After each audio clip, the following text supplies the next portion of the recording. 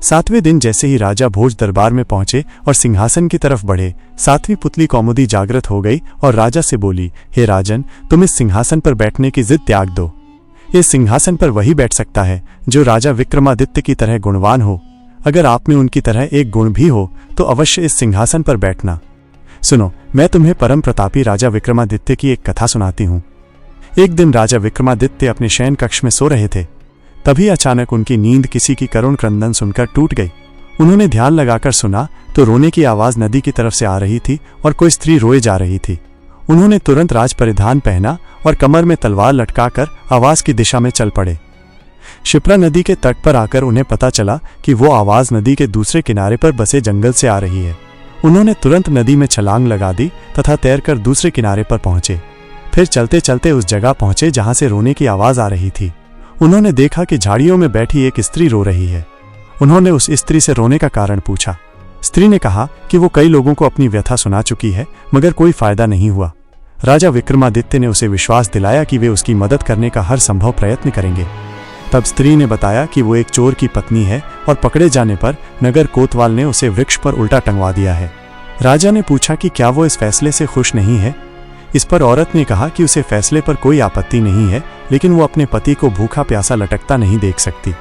चूंकि न्याय में इस बात की चर्चा नहीं की गई थी कि वो भूखा प्यासा रहे, इसलिए वो उसे भोजन तथा पानी देना चाहती है। विक्रम ने पूछा कि अब तक उसने ऐसा किया क्यों नहीं। इस पर औरत बोली कि उसका पति इतनी ऊंचाई पर टंगा हुआ है कि वो बगैर किसी की सहायता के उस तक नहीं पहुंच सकती और राजा के डर से कोई भी दंडित व्यक्ति की मदद को तैयार नहीं होता। तब राजा विक्रम ने कहा कि वो उनके साथ चल सकती है। दरअसल वो औरत पिशाचिनी थी। वो लटकने वाला व्यक्ति उसका पति नहीं था। वो उसे राजा के कंधे पर चढ़कर खाना चाहती थी। जब विक्रम उस पेड़ के पास आए तो वो उस व्यक्ति को चट कर गई। तृप्त होकर विक्रम को उसने मनचाही चीज मांगने को कहा। विक्रम ने कहा कि वो अन्नपूर्णा का पात्र प्रदान करे जिससे उनकी प्रजा कभी भूखी नहीं रहे। इस पर वो पिशाचिनी बोली कि अन्नपूर्णा पात्र देना उसके बस में नहीं, लेकिन उसकी बहन प्रदान कर सकती है। विक्रम उसके साथ चलकर नदी किनारे आए जहां एक झोपड़ी थी। पिशाचिनी के आवाज देने पर उसकी बहन बाहर निकली। बहन को उसने राजा का परिचय दिया और कहा कि विक्रमादित्य अन्नपूर्णा पात्र के सच्चे अधिकारी है, अतः वो उन्हें अन्नपूर्णा प्रदान करें। उसकी बहन ने सहर्ष अन्नपूर्णा पात्र उन्हें दे दिया। अन्नपूर्णा पात्र लेकर विक्रम अपने महल की ओर रवाना हुए। तब तक भोर हो चुकी थी। रास्ते में एक ब्राह्मण मिला। उसने राजा से भिक्षा में भोजन मांगा।